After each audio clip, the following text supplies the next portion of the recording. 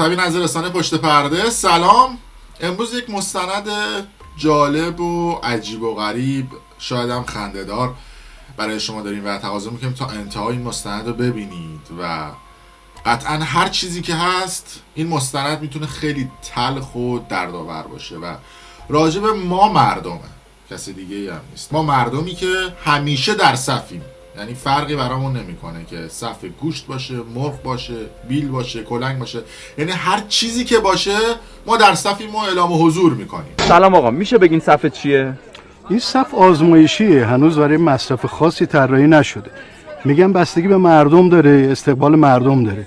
عرضم به خدمت شما باید مسئولین تصمیم بگیرن که این صف چه صفی باشه. پس شما چرا تو صف وایسادین؟ ما وایسادیم حمایت بکنیم از این صف. اصلا ما صف رو دوست داریم، میخوایم بگیم آقا این صف خوشمون میاد، اینه که دوست داریم هر چی زودتر راه بیفته. و توجه کردید دیگه، کلا آمادگی خودمون در هر صفی نشون میدیم و این از قدیم الایام بودا. قدیم اول صف نفت بود، بعد شد صف کوپن، بعد شد صف سهام عدالت و این آخریام شده صف گوشت. البته ما مردم آدمای جالبی هستیم. اون کسایی که درآمد زیادی ندارن 24 تو صف گوشتن، اون کسایی که درآمد متوسطی دارن تو صف پرایدن و اون کسایی که مولتی میلیاردرن تو صف ویزا و این سفارت و اون سفارت خونن. قدیما مادر بزرگم میگفت که ما مردم با صفایی هستیم. راستم میگفت دیگه، ما کلا مردم با صفایی که هستیم هیچی، مردم با صفهایی هم هستیم. و نکته بعدی هم این هستش که البته این ملت همیشه در صف حق دارن ها، چون اگه تو صف وای نسن مثل این بنده خدا باید برن صندوق صدقات رو از جا بکنن. خیلی جالب، اول صبح صندوق صدقات کندو داره با خودش میبره و این تصاویر خنده‌دار نیست، تلخه. چرا؟ چون دولت مرده و کسایی که قدرت دستشونه در ایران شرایطی برای مردم فراهم کردن که میگن اگه نریم بخریم فردا گرونتر میشه. قیمت بنزین به 2500 تومان افزایش پیدا نکرده و این خبر شایعی بیش نبوده، اما این نوسانات باعث افزایش قیمت مسکن نیز نشده. قیمت گوشت نیز در این خدا آقا جان تمام شد و قیمت دلار نیز اصلا افزایش پیدا نکرده. البته این خریدنه همیشه خوب نیست، ولی خب وقتی شما پرایدی که 2 ریال نمیارزه میری برای صف میکشی و 50 میلیون میخریش یا محصولات آشغال ایران خودرو رو میخری، وضعیت از این بهتر نمیشه. ملت همیشه در صف ایران در حماسه‌ای کاملا تکراری در کمتر از 45 دقیقه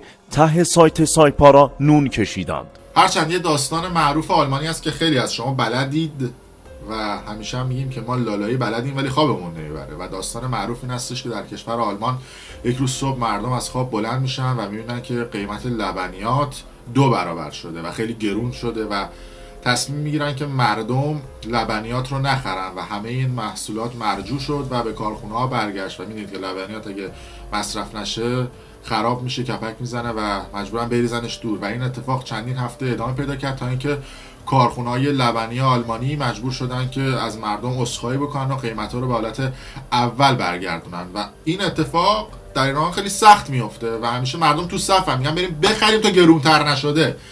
و البته صحبت‌های آقای نعمتزاده که دخترش هم چند وقت پیش گرفتنم جالبه که اول اومد موقعی که وزیر بود یک مصاحبه کرد، گفتش که آره مردم اگه نخرن و اون کمپین رو راه بندازن که نخرن هیچ چیزی ارزون نمیشه، پس بخرن. دیم به حق یا ناحق یه فضایی رو ایجاد کردن که آقا ماشین نخرید ارزون میشه. آقا کی گفته اینو؟ بالاخره مسئول داره صنعت، خودرو، اقتصاد، اجازه بدید اونا مطرح کنن.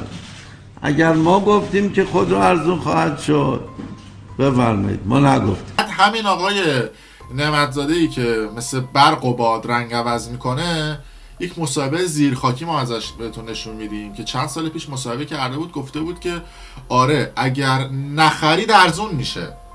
من نمیدونم حرف این چند ماه پیش تو باور کنیم یا حرف این چند سال پیش تو.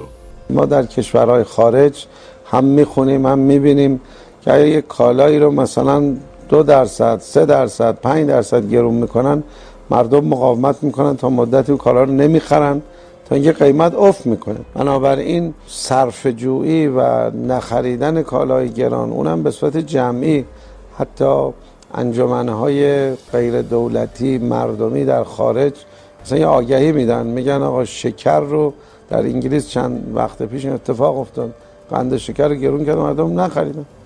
حتی شما میرفتید یه جا قهوه میآورد بدون شکر و به عنوان اعتراض که این شکر گرون شده ما مصرف نمیکنیم و بالاخره دولت مجبور شد که قیمت‌ها رو تعدیل کرد، برگردون به حالت قبل. این نوع مسائل باز در کشور ما متاسفانه کمتر دیده میشه. این نکته هم به شما بگم، یه سری از این ملت همیشه در صف هم گول رسانه ها رو میخورن و رسانه ها سعی میکنن که مردم رو تحریک بکنن. مثلا میره یک کارخونه چای سازی یک پول خیلی زیادی رو به یک خبرگزاری میده که چند سال پیش هم اتفاق افتاد و بهشون میگه که آقا خبر بزنید که چای کمیاب میشود یا چای دیگر تولید نمیشود و خبرگزاری دیگه هم این قضیه رو پروموت میکنن.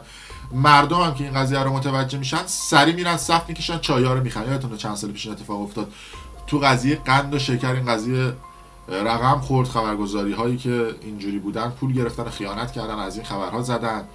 یا تو قضیه قیمت گوشت و سایر موضوعات که مردم همیشه تا بفهمن که یه چیزی میخواد گرون بشه سری میرن میخرن که اون قیمت اون کالا 10 برابر بشه، یا روغن یا حتی نوار بهداشتی، خیلی چیزای ساده و دم دست، یا پوشاک بچه. حالا از اینا بگذاریم و هرچند من اینا رو مقصر مردم نمیدونم، مقصر مسئولین هستن که این وضعیت رو برای مردم رقم زدن. ایرانی ها بسیار استادیم، میگه از این ور مشکلاتو بده من از اون ور جوک تحویل میدم، یعنی سنگین ترین مشکلاتو خوبه آره به راحتی چقدره گوشتی که الان تو بازاره چقدره و آیا شما که وظیفه تنظیم بازار رو دارید وظیفتون انجام میدید یا خیر؟ گوسفندی گرم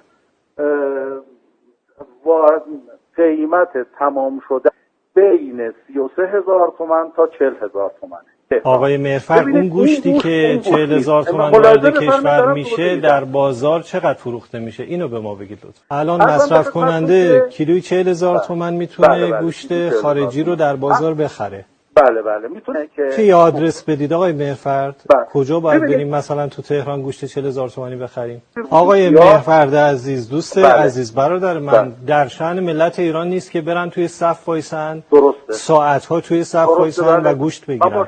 این 40,000 تومانی که شما میگید رو واقعیت اینه که ما که تا حالا جایی ندیدیم. این نکته جالب‌تر هم به شما بگم، به این کلمه حراج یا این کلمه‌ای که آقا آتش زدین به مالبون یا اینکه این کلمه‌ای که قراره گرون بشه، کلا به این واژه حساسیت دارن. یک مستند چند روز پیش اومد بیرون، یه بنده خدایی اومد ژله‌هایی که مثلا توی مغازه میری پیدا میکنی 1500 تومن، 2000 تومن، حالا نهایت 3000 تومن، اومد این ژله‌ها رو خرید با قیمت مثلا 1500 تومن به صورت عمده و پشت وانتش نوشت 3000 تومن، 5000 تومن، 10,000 تومن و گفت آقا آتیش زدم به مالم، بیاد بخرید داره گرون میشه. و مردم هم فوج رفتن اون ژله‌ها رو خریدن و به این میگن مردم همیشه در صحنه. ببینید این مستند جالب خیلی کوتاه رو. سلام، حتما از خودتون میپرسین این دیگه چیه؟ این یه وانت پر از پودر ژله است. یه کالای غیر ضروری که با قیمت مشخصی تو مغازه فروخته میشه. ما امروز میخوایم کل این ژله های 3500 تومانی رو تا 3 برابر قیمت به مردم بفروشیم. قیمتام $1 میره بالا. امروز دارم 3500 میدم. قیمتا جنگ شده این. آیا 3500 جنگه دیگه. من فردا شدیم بدم 10 تومن. 8 تومن مغازه رو کردم 3500. بیا این مغازه 8 تومن. چند تا بدم؟ بیا ژله بدم 3500. آ ماشاءالله. قیمت رو کردیم 5000 تومان تا ببینیم با این قیمت هم کسی ازمون میخره یا نه. برای بازارگرمی هم از بازیگران خواستیم دور وانت رو شروع کنن. چه تماشا میخواد؟ بیایید پایین خودتون انتخاب کنید. آقا چنده؟ 5 تومن. بذار خوب. 8 تومنه 5 تومن چه؟ ژله بگ بچه ها با تمام واسه سنایی مثل شماست غضروف سازه و سخون سازه. آقا چند تا بدم خدمتت؟ هر طعمی که بخوای دارم، برو من نگاه کن قشنگ. آجی 10 تومن مغازه مفت به خدا 5 تومن بزن. آشخام این بر نگاهی بنداز پسر، آشخام رو بنداز. بلوبری هست، آلوورا هست. فکر کنم 2 تا کیسه باید به شما بدم، یه دونه جا نمیشه. 12 14 16 درسته.